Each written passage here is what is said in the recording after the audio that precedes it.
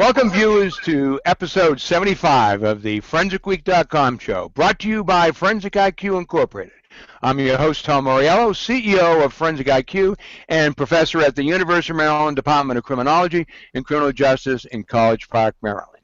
Tonight, the crime scene analyst for real. You're going to meet and hear from a professional who is responsible for the recording and processing of crime scenes, in the reconstruction of those crime scenes, the searching of evidence, and the proper packaging and transportation of evidence to the crime lab. Hollywood has dubbed this person the crime scene investigator, CSI. But we will clear this confusion up with understanding the day in the life of the most important forensic professional who stands at the beginning of the criminal investigation process, the crime scene analyst. But first, let me introduce our ForensicWeek.com crew this evening. Laura Pachuki is our producer of our show, a graduate student from George Washington University Forensic Science Department. Not for long, she'll be graduating this semester.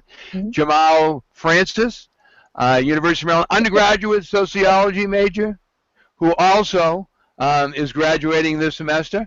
Laura, could you please tell our viewers how to ask questions, make comments, and keep watching so we can begin the show? Sure. All right. Hi, everyone, and thank you for watching ForensicWeek.com. If you have any questions, comments, or ideas for future shows, please email us at forensicweek@gmail.com. If you're watching this show live and you have a question for our guest, you can use the comment box below, and we'll bring that up on air. You can also tweet us at Forensic Week. If you like this episode, please click the subscribe button on YouTube. You can also watch all archive shows 24/7 online at forensicweek.com. You can also find us on Facebook by searching the ForensicWeek.com show. Like and share our page. Thanks, and back to you, Tom. Thank you, Laura. Folks, you are watching ForensicWeek.com, a talk show that features real forensic science by real forensic scientists, educators, law enforcement, and legal professionals who find, collect, and examine forensic evidence in the performance of their duties. Broadcast live on your desktop and mobile devices on every Thursday evening from 7 to 8 p.m. Eastern Standard Time, live on our YouTube channel, www.forensicweek.com. We are a proud member of the Hangout10.com live TV webcast network, which is a series of shows brought to you live using Google+, a social networking service. Now, I just mentioned that ForensicWeek.com is every Thursday. And when we began several years ago, it was every Thursday. But now what we're doing it bi-monthly. So we're averaging a minimum of 2 shows per month. But again, as you know, soon as the live show is done, it's archived up on our YouTube web channels for you to see whenever you like. Ladies and gentlemen, let me introduce to you our guest this evening, Laura Ann Kane Huffman. From now on, we're going to call her Lurena Huffman. She is a forensic supervisor and certified senior crime scene analyst for Suffolk Police Department in Suffolk, Virginia. She began there in March of 2014. She manages the Suffolk Police Department Forensic Laboratory, and she's also a latent print examiner. Prior to coming to Suffolk Police Department, she was a police officer and police detective for the Norfolk Police Department in Norfolk, Virginia, and she was there from February 2006 to March 2014. During that period of time, she investigated over 2,000 crime scenes. So we have somebody with us this evening who certainly knows and understands the process of crime scenes, and we're very fortunate to have her. She's a member of the American Academy of Forensic Sciences and a certified senior crime scene analyst with the IAI, the International Association of Identification. Her bachelor's degree is a Bachelor of Science in Geological Sciences at the University of California in Santa Barbara. She is presently working on her Master's of Science degree in Forensic Psychology, which is interesting, and we'll learn more about why she chose forensic psychology at Oklahoma State University. Lurena and I have known each other, I guess it's close to 4 or 5 years. Unfortunately, we only meet each other once a year at the American Academy of Forensic Sciences.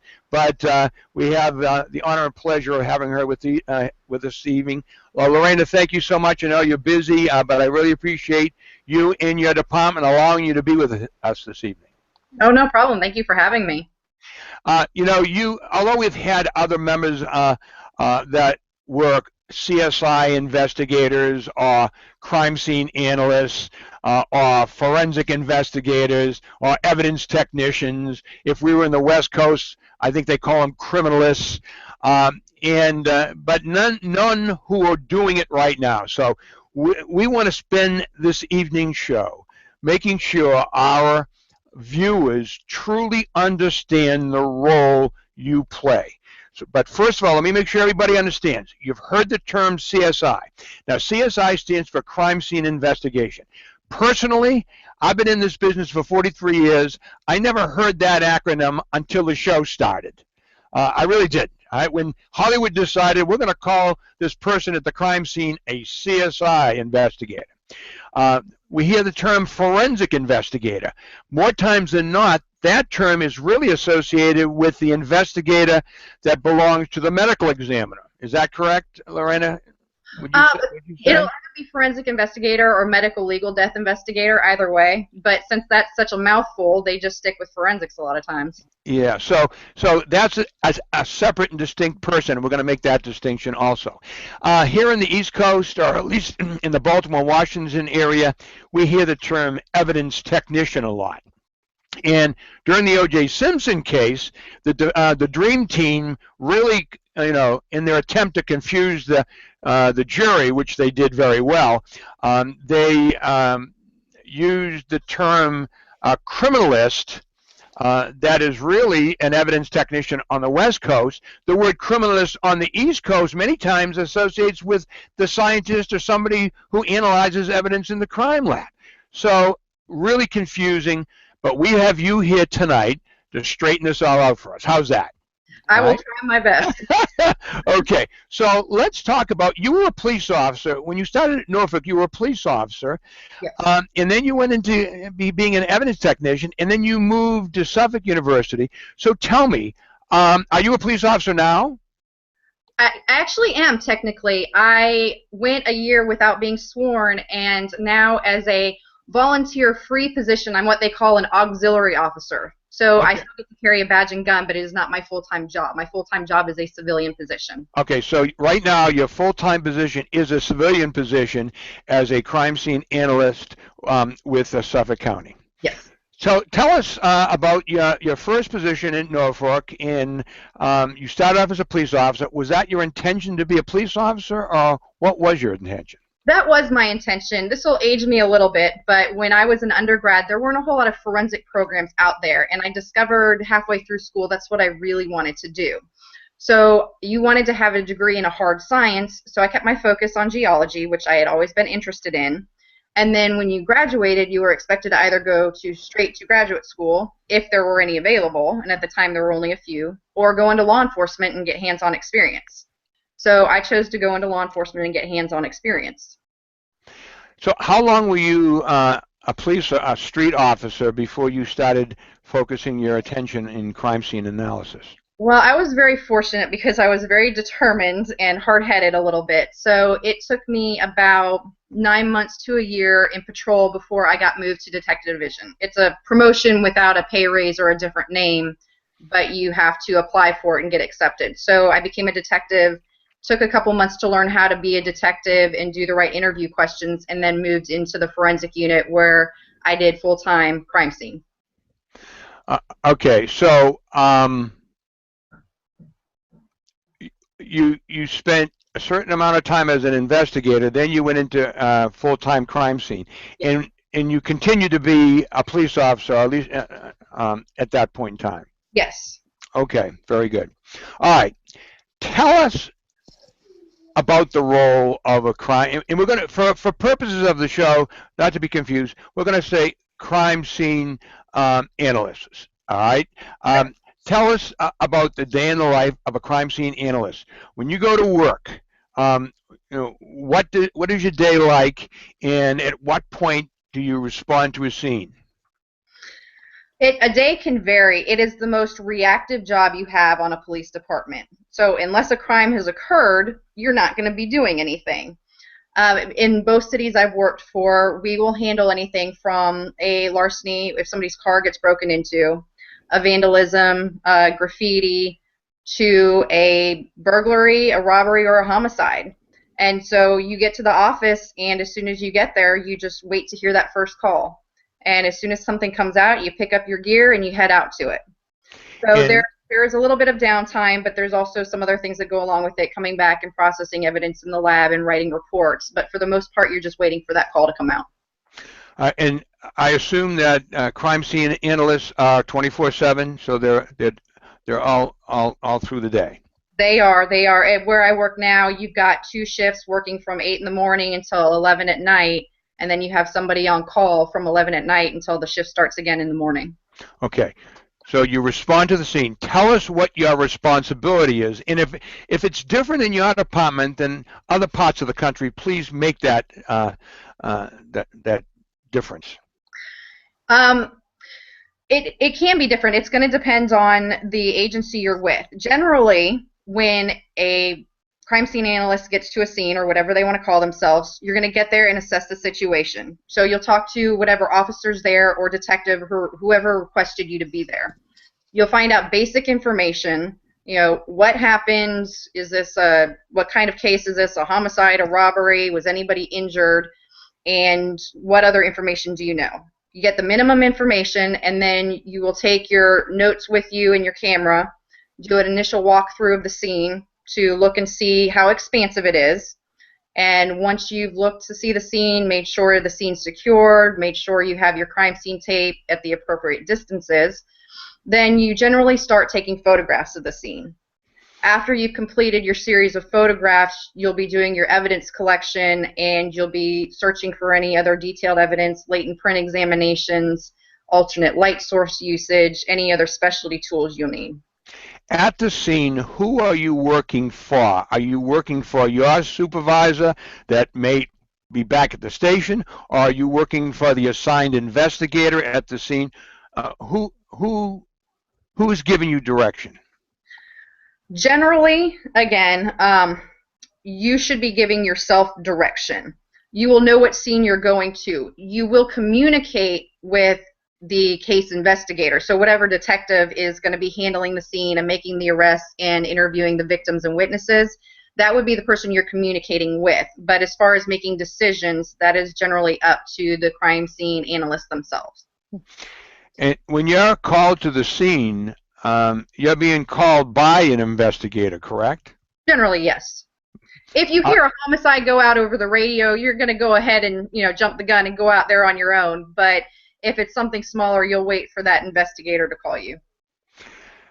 You mentioned crime scene photography, and I know that Laura is interested in crime scene photography, etc.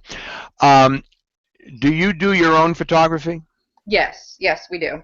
Are there some agencies that, like big urban police departments like New York City or, Baltimore or Washington, D.C., that have forensic photographers that do that full time, or is it generally part of the responsibilities and skill of a crime scene analyst? It's changing. There are still some around where you just have a forensic photographer and that's all they do, but it's migrated away from that for the most part, and that is the crime scene analyst's job. They take the photos and do the evidence collection and everything together. Because cameras are now digital, it's easier for the investigator to come back and download the photographs onto the computer and save them as needed. So you don't have that darkroom processing going on anymore, that time and dedication needed to have a forensic photographer. So you're deciding what photographs need to be taken? Yes. And at what point do you decide sketches need to be done? And do photographs and sketching, are those two things always done at crime scenes? No, they're not. And again, this is a generalization, but the 2 departments I've worked for, sketches are done primarily for homicides, any death scenes, maybe something very violent, a very violent robbery where somebody's seriously injured, or a sexual assault. But other than that, generally a diagram or rough diagram is not done. Traffic fatalities, if a crime scene unit handles that, you'll do a diagram of traffic fatalities, but that can be separate in other departments where officers handle that on their own. Laura, did you have a question? Not yet. Oh no, I thought you were trying to say something. Okay. All right, so you're doing traffic accidents also? Yes, we are. Are you doing traffic accident reconstruction? No, that is not a specialty of mine. That takes a lot of training, and that is, at least in the two departments I've worked with, generally officers or investigators are trained in that and that alone. We will assist with diagrams and photography, maybe some evidence collection, but as far as looking at the yaw marks and skid marks, that's something that's completely different from crime scene. Okay. My students this semester, we have three. I have 3 full-size crime scenes that my students process and are working on throughout the semester. And when they get out there the first time and they're starting to try to identify what is evidence, what isn't, they're constantly trying to say, is this important? Is this important? How do you decide when you respond to a scene of a crime? You've generally never been there before, you know, or if you've been there before, it wasn't a crime at the time, all right? How do you decide what is evidence and what isn't, and what should be ignored? That's kind of a complicated question, so I'll use a couple examples. If you're going into a stabbing and a knife was used, and that's why you talk to somebody when you first get to the scene to find out those minimum details. So you know you've got a stabbing, a knife was used, so you're going to be looking for that knife. You're going to be looking for any sort of red stains on the ground that could be the victims and or the suspects that you want to get samples of. So you know you're looking for those things.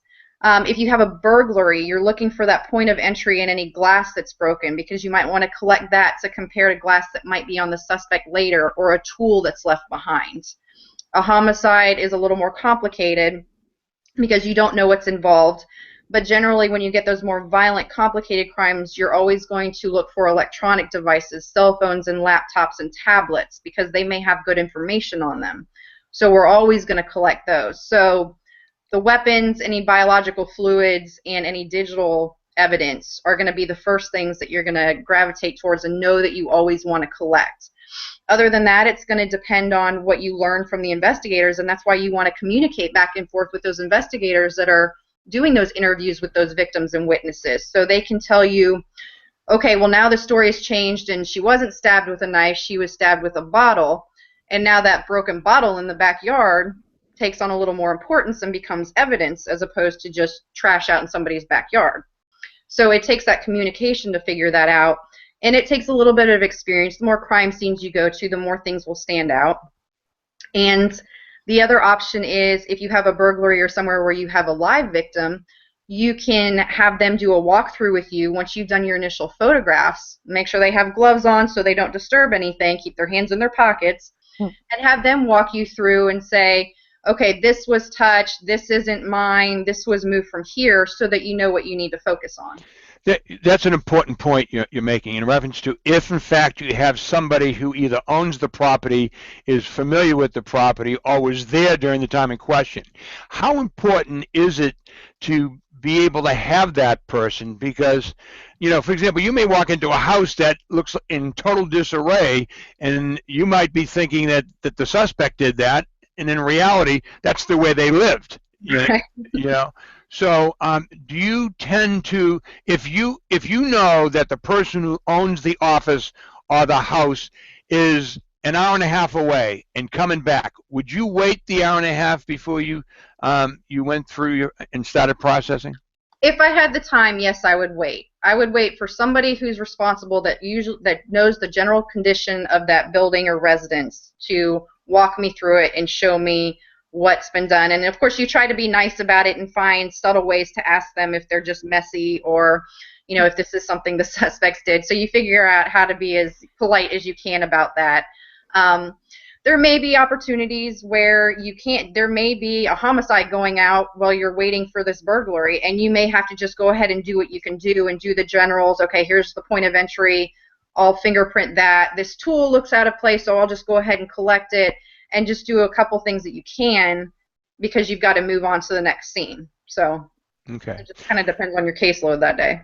Okay, so you've told me that as far as the protection of the crime scene, usually the uniformed officers are protecting it for you. Is that a fair Yes. assumption? Okay, so you need to photograph it to properly record the crime scene the way it was, at least initially. All right. So the way it is when you get there. Correct. Okay. And if sketches are needed, to demonstrate something, many times you may find out later on you might need a sketch, right? If you're trying to explain the relationship between a body over here and a knife or a gun over here and how far away it was and whether a witness could really see, that might be helpful for, all right? So, Oh, yeah. all right, so you're photographing, you're sketching if needed, you're searching for evidence, trying to determine what is evidence, correct? Correct. Right. Now, you're not moving anything yet. No. All right, you're not moving anything yet. All right. Now, on television, we see these big plackets, the numbers. Do you use them? It depends on the scene, but yes, we all carry them. Both departments I've worked for and other jurisdictions I know, they do use them. Night scenes where it's hard to see evidence outside, major scenes where you're starting to get many items, but honestly, if you're going to a burglary and you're just collecting one tool that's found, you probably won't need it. You've got one item of evidence, you know where it is, you're doing your proper proper photographs to show the relationship in the space. So in that case, they're generally not used. Okay. No, So that's a good question. I'm actually kind of curious to know like what the numbers are used for. Is it just a sense of which pieces of evidence you came across first? Is it like numerical order, or how does that work? Generally, the numbers are put down just as you come across them. So you might have one next to number 58 because you didn't see 58 until the sun came up. But generally, they're arbitrary. It's just to give them a number to catalog them with. When you take them back to the office and have to write up the packaging, you have to put it in a form in some way, and you have to be able to voucher it and put it into property and evidence. The lab has to be able to call it something, so that's why it just gets an arbitrary number. That's all it means. Okay.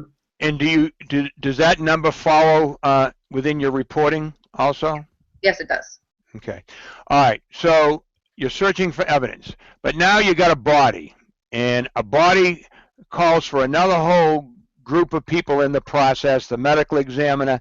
Well, generally, the medical examiner is not responding to the scene. His or her representative, which is referred to as either a forensic investigator, a medical legal investigator, somebody that represents the medical examiner, not the police. So how does that relationship work, and what evidence do they have control over versus what evidence you have control over?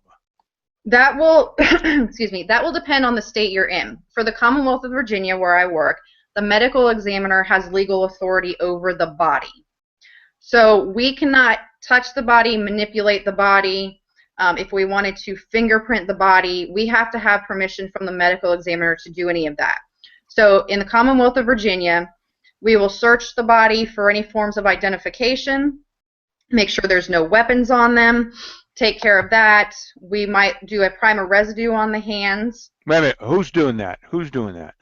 The crime scene analyst is going to be doing that. They allow us to do that. We have an understanding with our medical examiners. So since we're at the scene initially, we'll go ahead and search the body, do the primer residue or gunshot residue on the hands, and then we'll place the body in the body bag to be taken to the medical examiner's office.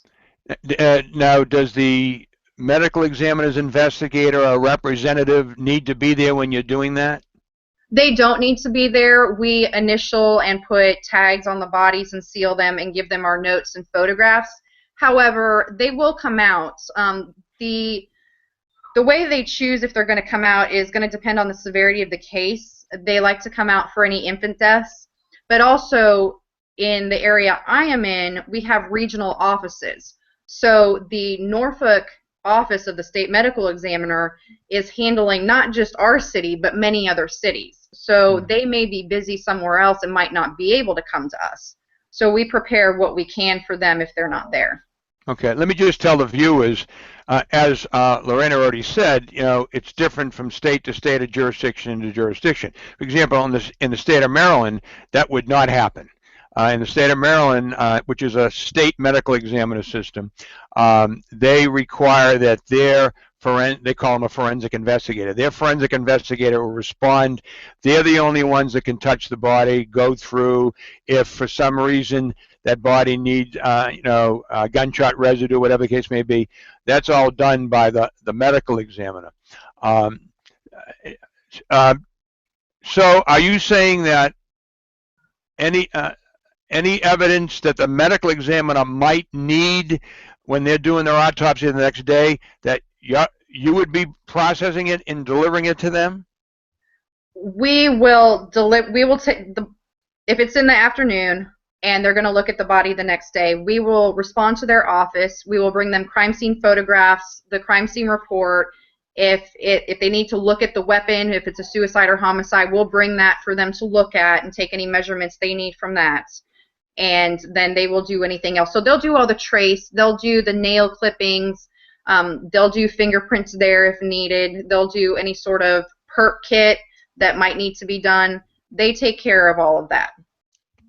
You just use an acronym, perk kit. Yes, perk kit is basically to test for sexual assault. Mm-hmm. Okay. All right. So again, that's slightly different from one jurisdiction to another. All right. So you're now where you've identified evidence. Oh, by the way, do you photograph the body, or does someone else? Yes, I'll photograph the body, and then if the medical legal death investigator comes out, or the forensic investigator in Maryland, they will also photograph the body. I got to ask you a question, because this goes back to the O.J. Simpson case. Okay. You may, for those who are old enough to remember the O.J. Simpson case, Jamal, Laura, I don't know if you were old enough to be even watching the TV show. It was more of a TV show than a criminal trial for 3 months. But there were crime scene photographs in O.J.'s bedroom. And they showed a photograph of what they believed to be O.J.'s socks that he had taken off. All right. There was another photograph of the same area of the floor, of the foot of the bed, and the socks weren't there.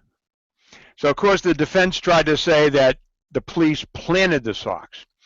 Now, it was explained during the trial that when you photograph evidence, you also, after you photograph it, you remove it and you photograph that same area in case somebody wants to question whether something was behind it or not. Do you do that? In my jurisdiction now, yes, we do. That varies. The one I was at before, we did not. Do you think that's important? I think it can be. I think it's a good practice that's taught to explain any, and I think it came about because of the O.J. Simpson case, to be honest with you. Anything that's been moved or anything that's been damaged, you can show it as it is when you left. Does that really mean anything in the end? Can they say you did more after you took those pictures? Yeah, it does. But it's a good practice to keep up with if we can, just to try to cover ourselves as much as possible. I would assume with today's digital cameras that every time you take a picture, it dates it in time and gives you the time, correct? Correct. So if you photograph something and then in the next photograph is the same area without it, and you show that, and that would be less chance of that being the question. Yeah, definitely. All right, let's talk about when you decide to process some evidence at the scene. Example, fingerprints. Obviously, if there are fingerprints on a window or a door jamb, you're not going to take the door and the door jamb with you to the crime lab. But if you have smaller items that, one, you're going to transport anyways, do you decide to have the lab process the fingerprints rather than you do it at the scene? What is your druthers? We do as much as we can ourselves. So if it's something that we can process at the scene, we'll go ahead and take care of it there. We are fortunate enough to have a lab back at our office, though. So if we have any sort of porous items like paper that needs to be processed with a chemical, we can bring it back to our office and process it there so that we don't have to send it to the state lab. So we'll take care of what we can at the scene, and it's basically anything that needs a chemical processing we'll take back to the lab to finish there. So black powder at the scene and everything else in the office.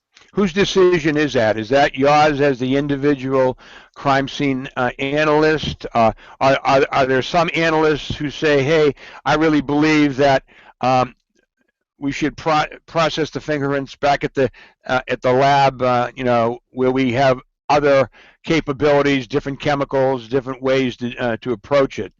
Is that a personal preference? It is. It's personal preference. Okay. All right. So you identify evidence. In some cases, you're processing it. Then you're packaging it. And my students laugh when I talk about the importance of properly packaging evidence. You're looking at a person who, when he became an investigator, we also did our own evidence processing. Mm-hmm. And I started processing crime scenes long before I ever got any training in that. So you're looking at somebody who destroyed more physical evidence than he wants to admit to. All right. The good news is, after I learned what I did wrong, I never ever did it again.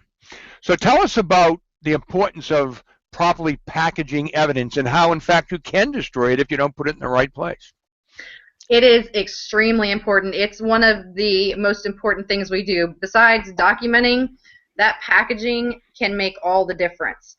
In general, everything stays in paper, so we either have paper bags or we have manila envelopes that we'll use to package things in. And why is that?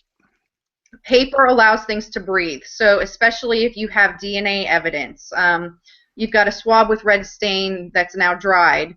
You put it in a manila envelope, it still allows it to breathe so that you don't get any sort of funk on the red stain and it doesn't completely contaminate it. So anything goes in paper.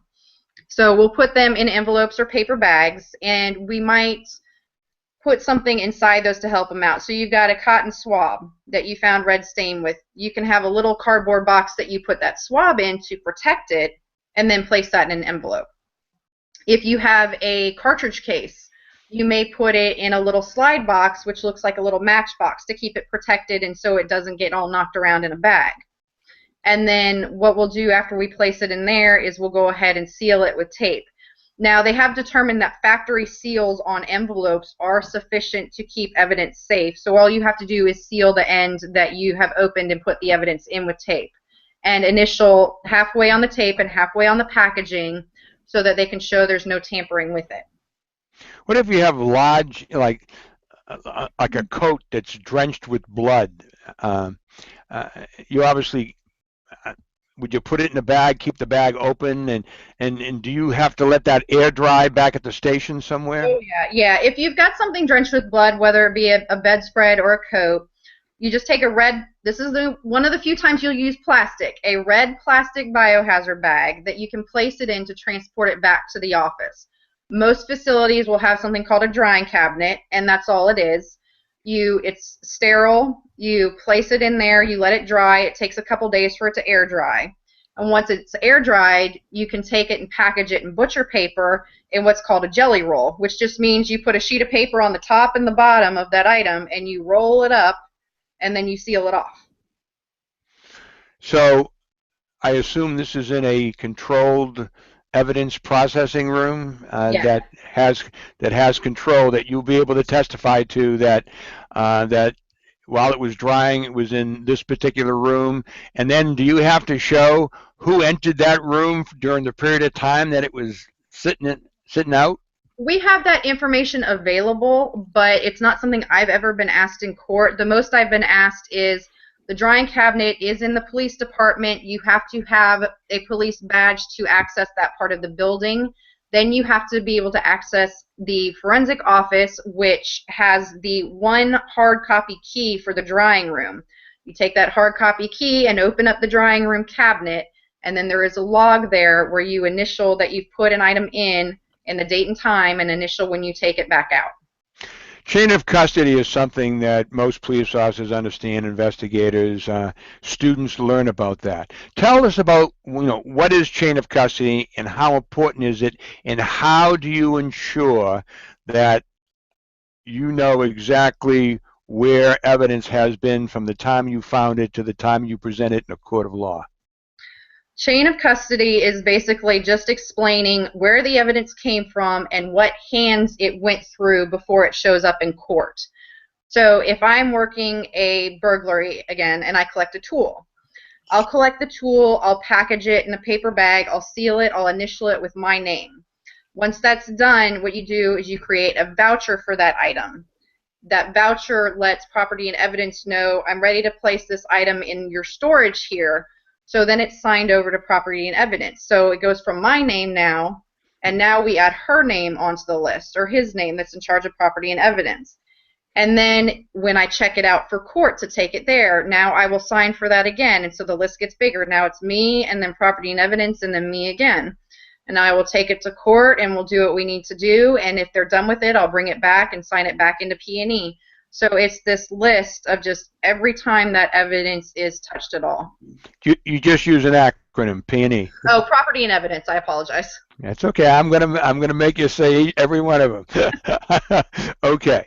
So now yeah, go right ahead. All right. So when you were talking about the process where if you were to find like a drenched coat in blood or blankets in blood, while that's sitting and drying, does that, like, there's no period of time where you need to analyze, the DNA that's on those materials? Like, you can wait 3 or 4 days before you do that, or does it need to be done quickly? You can wait. You can have two options. You can either swab it right then and there when it's still wet and have that to take to the lab, or you can wait until it's dry and then you can swab it, because all you have to do is add a little distilled water to a cotton swab and it'll rehydrate that red stain. Right. And so you can take that to the lab that way too. So waiting through that process doesn't interfere with like anything? Waiting doesn't interfere. Most local agencies do not have lab capabilities for DNA in their lab. That's pretty much the one. That and firearms examinations are the two things that local departments can't generally do. So I have to take it to the state lab. So we have 2 days out of the week we're allowed to go there. So if I collect this jacket on a Wednesday, I've already passed my day to go there for the week. So I can swab it. It can stay in property and evidence until the next time I go to the lab and then take it there. And then lab analysis can take 6 months. So, it's going to be sitting in their locker too. So a couple days doesn't make a difference. I got you. Jamel brings up an important point. How long can evidence be valuable? Some of these cases where people have been exonerated, we're talking about evidence that was in an evidence locker room for 20 years and didn't get thrown away for some strange reason, and they found DNA that was 20 years old. In fact, they found it was DNA that was there before the DNA process was even invented in some cases. Oh, yeah. So, I guess biological fluids, after it dries, if it's in proper atmospheric conditions, it could stay indefinitely, right? Yeah, that's why we keep everything in paper and allow it to air, and that's why for a lot of cases we don't ever dispose of evidence at all. Unless the case is completely done and the suspect has served their time or they've passed away, we will not destroy any evidence because we don't have an answer for that yet. We don't have any idea how long this stuff will last for. So for us, it's to err on the side of caution and not get rid of anything. Well, let's go one step further. All right, we've had hundreds and hundreds of people exonerated since 1985, when DNA process was established with Dr. I can't think of his name now, from England, and it doesn't matter. Anyways, we find that some jurisdictions, after a case has been has been, the case is done, person's been convicted, for some reason, some jurisdictions have held on to the evidence. Mm-hmm. what is your jurisdiction's requirement for that, and is that similar in other parts of the country? Well, I can tell you that we've been looking into this a lot recently, because the problem becomes everybody wants to err on the side of caution and keep everything forever. The problem is you don't have the space for that. Nobody does. So at what point do you go, we can destroy this? A recent thing just came out either through NIJ or through NIST with the OSACs. You just mentioned four. I know. Okay. Through the National Institute of Justice or through, I'm going to mess the NIST one up, but the Organization of Scientific Area Committees that are now starting to help regulate forensics in all aspects, property and evidence, DNA, crime scene investigators, everything. An article just came out this past week that talked about, and I don't want to misquote, but 40-something states that have some sort of policy in place for disposal of evidence. The one thing that is generally consistent is a homicide does not get disposed of. And anything that is minor, a burglary, a stolen auto, can be destroyed once the time limit is gone, the statute of limitations is gone for that case. So in the Commonwealth, I can't even remember, you might have 2 years to take out charges for a stolen auto. If you haven't found the suspect by then, you've lost your statutes of limitation, and you can now dispose of that evidence. So that's what we're trying to go with right now. So right now there is no standard across the board. NIST is the National Institute of Standards in Technology, I think it is, something like that. Okay, they're trying to establish a standard. I would think that a good standard would be that any conviction that got a life sentence, that evidence should be kept, life or capital. Where they might be, be on death row. I would think that needs to be kept. And I don't care what anybody says, there's plenty of room to find where we can put this evidence if we have to. All right, combustible fluids. All right, when you find combustible fluids, especially in arson type cases, how do you take care, protect, and transport potential combustible fluids? Very carefully. We try to avoid that if all possible. Generally, you have another type of investigator called the arson investigator that will handle any cases where there's combustible fluids involved. If they're not, for some reason, we do keep paint cans to use to collect evidence. And paint cans are used for a couple different reasons, but they can be used for this. And they have to be stored in an area that's usually an external storage area that's still secured. So kind of a gated, safe area with breathing room for the fluids. And you take them to the labs as soon as possible so that they can handle them and analyze them as needed and dispose what they can. I remember the first time I had a case, it was an arson case, and I had combustible fluid. The victim of the arson, who ended up to be the suspect, who I eventually arrested for the arson, he had this blanket that he was holding, and he tried to tell me that the suspect, whoever set his room on fire, had doused it with some type of combustible fluid, and he had it in his hand. And I took it from him, and I smelt it, and it smelled like lighter fluid. I know what lighter fluid smelled like. So I very carefully put it in a plastic bag and sealed that big trash bag nice and tight because I didn't want anything to go. Sent it to the lab, and a few weeks later I called up the lab. I said, "Hey, did you get anything on that the combustible fluid?" They said, "What combustible fluid?" "The combustible fluid on that blanket that I sent to you." There was no combustible fluid in that blanket. "What do you mean?" They said, "Well, first of all, you put it in a plastic bag. Maybe we can put it over your head and suffocate you, but it's not it's not airtight. 2, plastic has a petroleum base to it that affects the analysis." So I said, "Well, what am I supposed to do with it?" "You're supposed to put it in a paint can, and they come in all different sizes." So that was the other piece of evidence that I destroyed that finally learned about it. All right, very good. So packaging is important. Then you transport it back to the evidence locker. You might do some additional processing like fingerprints, but other than that, and this is what's important because this is where the CSI effect comes in, all right? Is it fair to say that after you've packaged that evidence and you've transported it to a secure facility, generally your job is done? Is that a fair assumption? That is a fair generalization, yes. Okay, so tell me where I'm wrong. You're not wrong. It just depends. You know, we talked about my focus being on crime scene reconstruction, so I am not done at that point, unfortunately.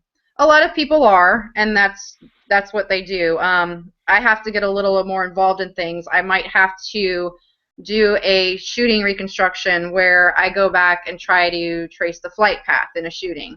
I might have to do a blood pattern analysis and try to figure out what happened as far as the blood stains go.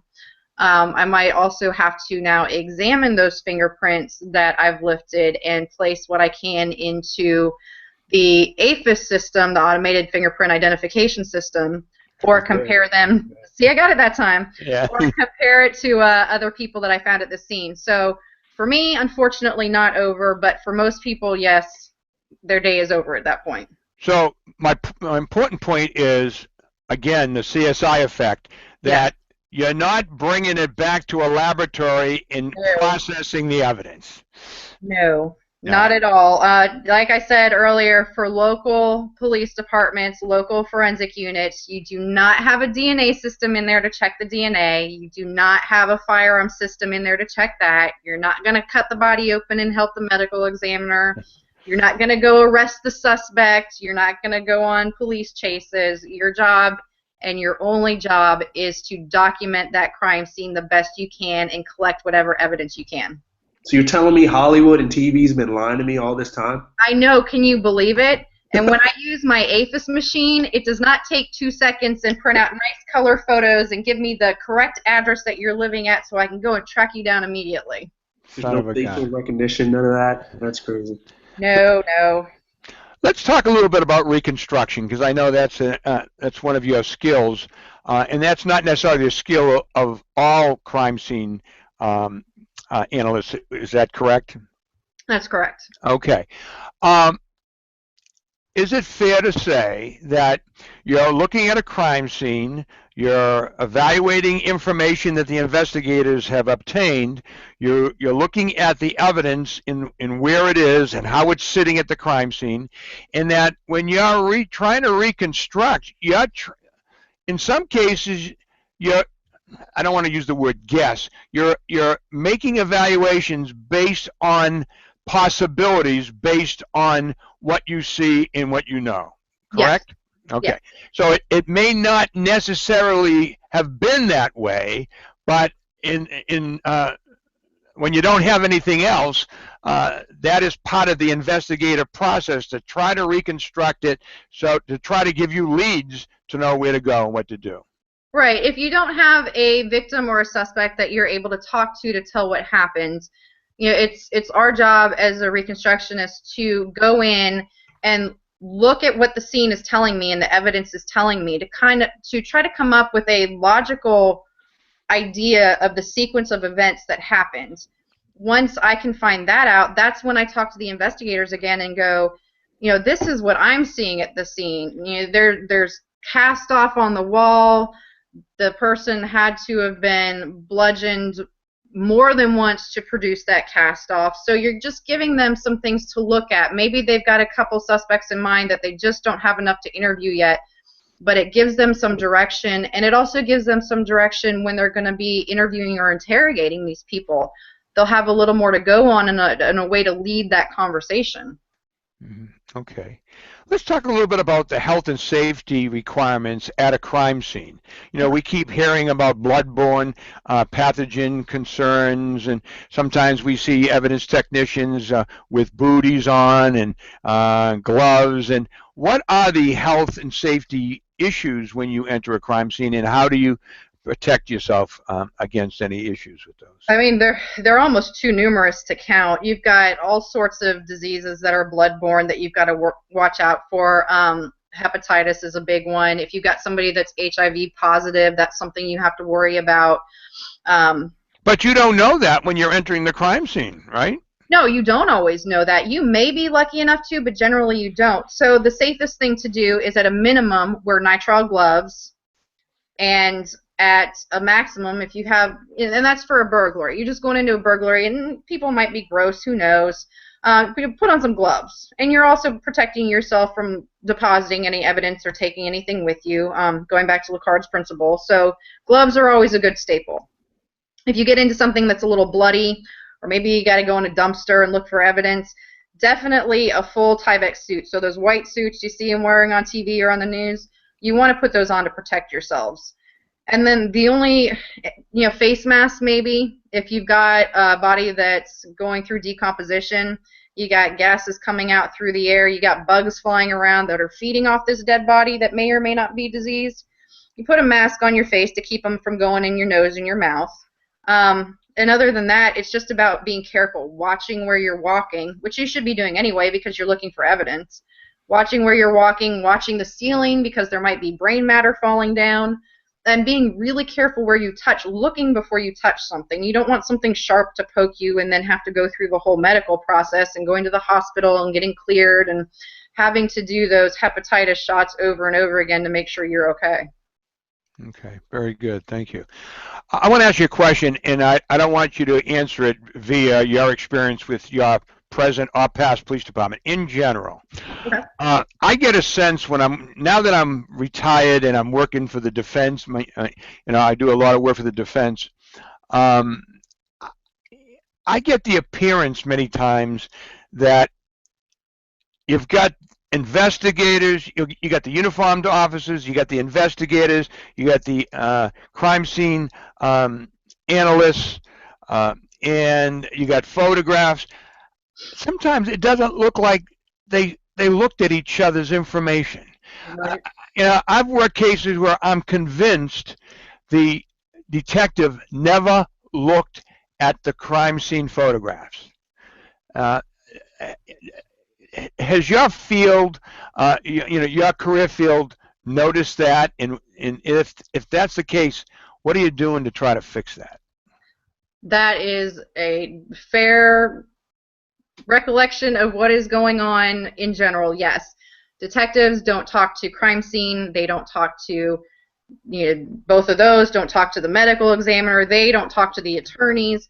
Nobody is sharing information for some reason. Everybody wants to hold what they have as close as they can to their chest, and they don't want to share their toys with anybody. You think it might be a pride thing? A little bit, yeah. It's a pride thing with detectives. A lot of time, they don't want to show their hand, and they don't know who might have loose lips and accidentally say something. So I think that's weird though, because it's almost like, sorry to cut you off, these departments should be working together. You know what I mean? So they should. It's interesting. They should be. I see it getting better in some ways. I see people starting to communicate a little bit more together, but then you also have the sworn police officer that thinks the civilian crime scene analyst is beneath them because they didn't go through the same experiences. And police departments, it's a brotherhood, and I get that. I've been a part of that, but I don't think that's the end all. Just because you're in a fraternity doesn't mean you can't associate with other people. Sure. So I think the way to fix it, and what I'm seeing in some ways, is just communicating more. Talking at a crime scene, going up to them and, hey, what do you see here? Having everybody's phone numbers, calling the attorney, hey, this case is coming up. Should we have a pretrial meeting about this? I want to talk to you about some of the stuff I found. Having meetings after a homicide, maybe a week later after everybody's got their stuff taken care of, and you sit down and you say, this is what I did, this is what I did, this is where I see this going. Hey, we got this guy to confess. Oh, that's cool. Did you see my evidence I found here? Did that end up helping or not? And having those meetings afterwards to talk about things and get that communication going, because that's what we're really missing and what we really need to work on. So do you think it's important for folks to build relationships with individuals in other departments just to kind of avoid that hierarchy kind of pride, let me hold this to myself kind of thing? What kind of advice would you put out there? I would just tell people to just get to know one another, to talk, sit down. You have to have a level of trust with everybody. You can't not trust everybody. And just sit down and talk. Go to a training with another department and get to know them and see how they're doing things. Just come stop by and talk to somebody. Have a get together once a month, or once every 6, or something. Go out and have a beer. Plan something so that you can just sit and be more comfortable with each other. Jamal, I want, in most cases, it's people within the same department who aren't talking to each other. That's even worse. Yeah. Now, 2 months ago, we had a show, and we had representatives from CrimePad, which is a software that suggests that all the players use one database to do all their reporting, all their photographs, and everything else. So you got, from the uniform officer to the crime scene analyst to the investigators, and so you've got this database, and everybody can see each other's information. You can see the photograph. You don't have to go ask to see the photographs, unless if you've got a photograph that for some reason you have to protect because it's going to get something out and it's going to hurt your case. That's one thing. But generally, many times certain players say, "I didn't know that picture existed." I mean, I worked a case once for the defense where they sent me all the crime scene photographs but one. And the one that they accidentally didn't show me was probably one of the most important ones ever. And I saw it like 24 hours before we were going to a hearing, know. But CrimePad is a methodology where all your crime scene photographs, all the evidence and its processing is all there. And everybody, all the players, including the medical examiner. In fact, Baltimore City, while we were down at the the American Academy of Forensic Science conference, I met with these people from CrimePad. At the same time, the director of the Baltimore City crime lab, Steve Odell, happened to be there, and they just bought it. And they're gonna, now he has to convince the uniformed police officers, the investigators, the medical. He has to somehow convince them that their reporting needs to be done via CrimePad. Otherwise, right. It doesn't work. Right. And that's and that is difficult, because all these different players, Jamal, they are managed by different people. For example, Lorena's performance appraisal isn't being done by the investigators, it's being done by her management, So her interest is satisfying her supervisor, not necessarily the investigators, And that's part of the problem sometimes, Mm-hmm. Definitely. I see this has been great, and we only have a few more minutes. You really need to tell our viewers, whether they be high school, college, police officers, if they're interested in being a crime scene analyst, what do they need to major in college, and how, what do they need to do to prepare themselves for that kind of a career? And again, this will vary a little bit depending on where you're looking, but if you're looking to go sworn, generally you don't have to have a college degree, and you can just do on-the-job training. However, I would still recommend going the degree path. If you're looking to do a civilian position, you are going to have a minimum of a Bachelor's of Science, or maybe arts in something. Me, for hiring, I'm going to look for somebody that has a hard science degree, like myself with geology or biology, something like that, and I'm going to look for that minor in forensics. There are some schools where I will look at the major in forensics and I know what they're doing, and those will move higher up on the list. But as long as you've got a good background and training behind you, some internships while you're going through college, at least 1 or 2, even if the university doesn't want you to, go to a local police department, go to a crime lab, go somewhere, try to get an internship, and just get a little bit of experience that way, because we're all looking for experience right now. We're not just looking for the degree, and we're not just looking for experience. We're looking for a combination of both right now. So do whatever internships you possibly can while you're an undergrad. And that's what everybody's looking for right now.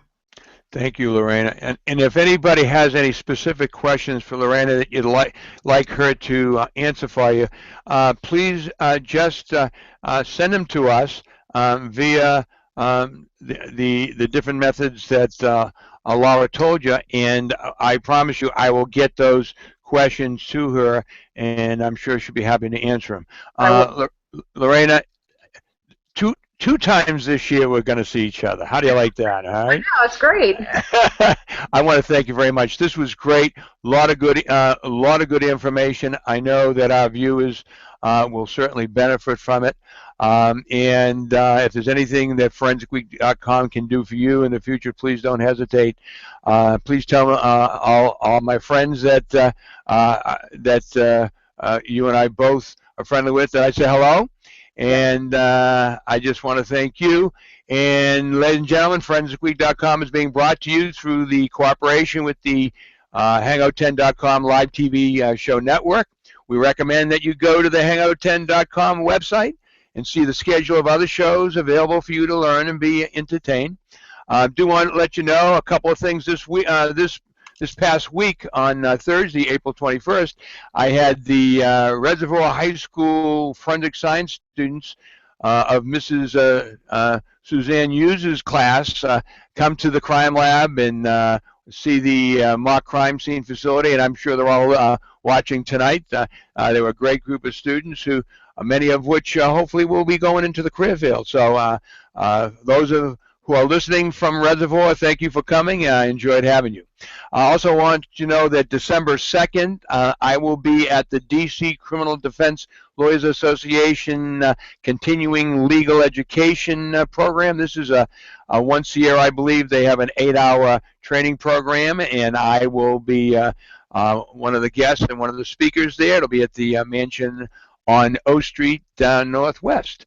Next show will be May 7th. We have forensic artist Samantha Steinberg from Miami-Dade Police Department in Florida. On the 14th of May, we have firearms identification and tool marking examiner Christopher Faber from Baltimore City Crime Lab. And June 18th, we have Lizzie Borden Update, a retrospective forensic analysis with Dr. Stephen Kane, PhD psychologist who is presently at the University of Guam, so he'll be coming to us live from Guam, and he's going to tell us about a more recent psychological autopsy he has done on the Lizzie Borden double murders from 1892.